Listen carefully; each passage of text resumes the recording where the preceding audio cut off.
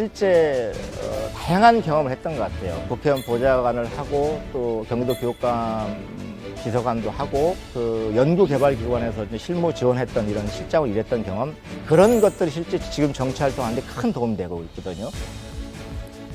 안녕하세요. 더불어민주당 전북 군산 출신 신영대 국회의원입니다. 반갑습니다.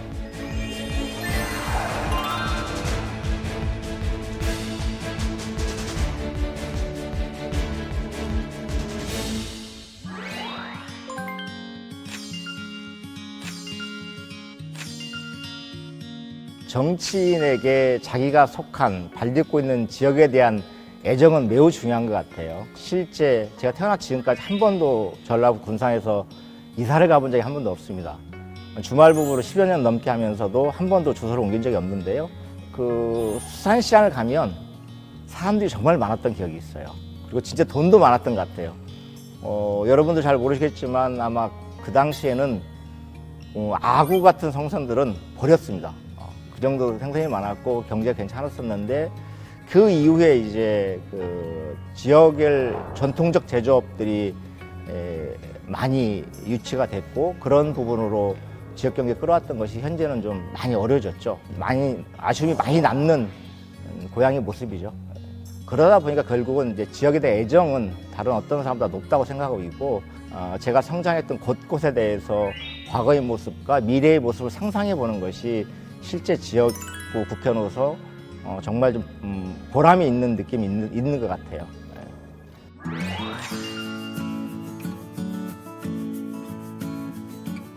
우리의 문제는 현장에 답이 있다, 이런 겁니다. 우연찮은 기회에 이제 지금 경기도 교육감 하고 계시는 이재정 교육감이 선거를 돕고 초대 정책비서가 들어갔는데요. 당시에 이재정 교육감이 공약하셨던 가장 큰 공약이 우리 아이들의 그 9시 등교 정책이었거든요. 학부모들이 난리가 났습니다. 우리 아이를 빨리 학교로 보내서 공부하게 해야지 9시까지 가면 어떻게 하냐.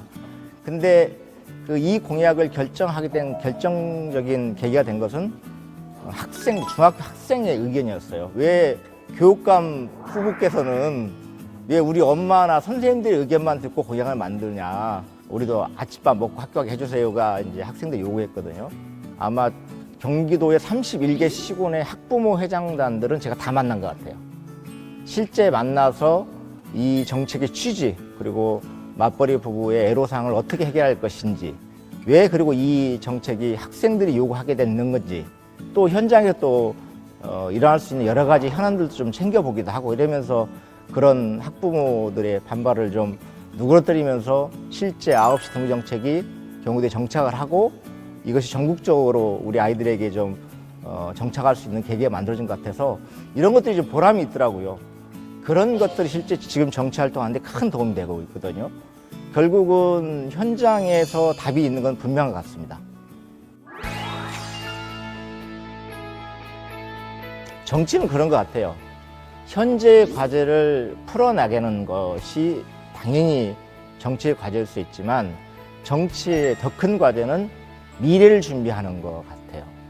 현재의 과제를 난제를 푸는 것은 어찌 보면 행정부의 공무원이 할 수도 있는 과제일 것 같은데, 정치인은 앞으로 대한민국 사회, 또 내가 속한 지역의 20년, 30년의 미래 과제, 미래 먹거리를 준비해 가는 것, 이것이 필요하다고 생각하고 있고요. 그런 과정들을 좀 국회나 또는 지역에서 준비하고자 합니다.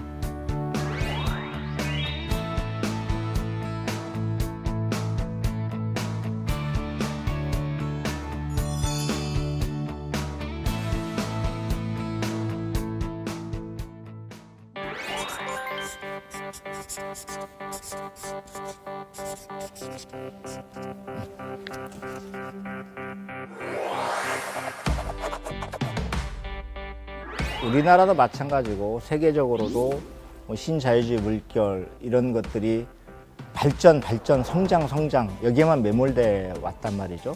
그럼 우리가 대한민국 사회는 어떻게 할 것이냐 고민해 보면, 지속 가능한 사회를 만들어야 되겠다. 빈부격차도 좀 해소하고 자연과 성장이 같이 공존하고, 기업의 성장도 있지만 노동자의 죽음을 담보로 한 성장은 안 되는 거고요. 대기업이 성장하는 거지만 당연히 중소기업의 성장이 함께 가지 않으면 대한민국의 미래는 없는 거고, 이렇게 예를 들면 다양하게 우리 사회는 갈등 구조와 차별 구조가 많이 있는데 이런 것들을 좀 함께 융합해 가면서 함께 화합해 가면서 발전하는 것, 더디게 가더라도 이것이 한국 사회의 미래를 담보할 수 있을 것이다. 이 부분에 좀 의정 활동을 좀 집중하고 싶습니다.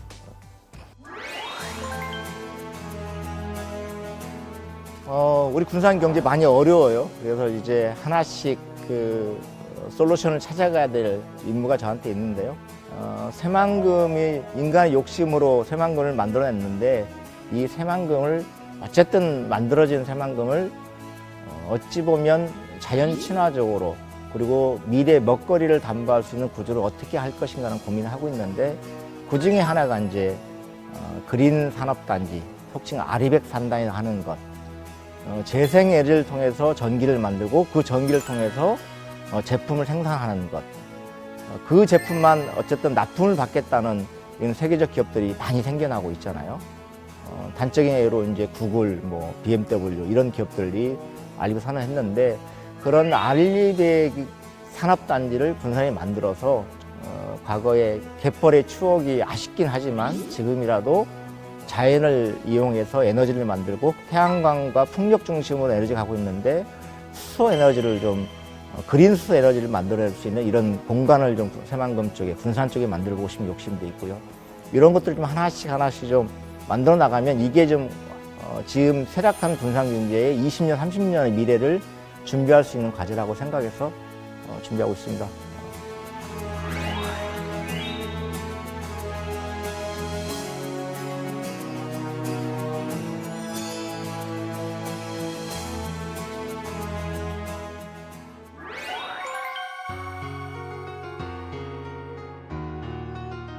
시영대 국회의원 된 지 이제 채 1년이 안 됐는데 앞으로 4년 후에 어떤 모습일까를 생각해 보게 돼.